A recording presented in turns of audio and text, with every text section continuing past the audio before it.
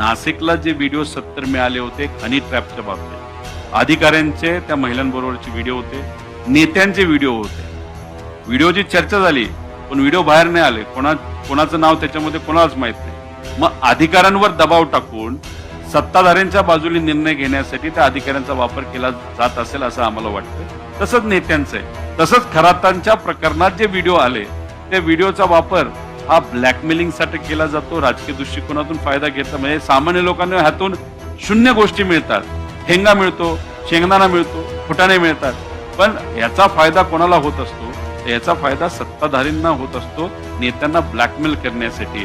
त्यामुळे या TCS हे प्रकरण नाही तर इतरही कुठलं त्यात खरंच खोलात जाऊन तपास करण्याची खऱ्या अर्थाने त्या ठिकाणी जरूरत आहे. 100% डायव्हर्जन ऑफ इश्यू आहे आणि जी माहिती त्यांच्याकडे आहे, जो व्हिडिओ आहे त्याचा ब्लॅकमेलिंगसाठी सत्ताधारी उपयोग करत आहेत.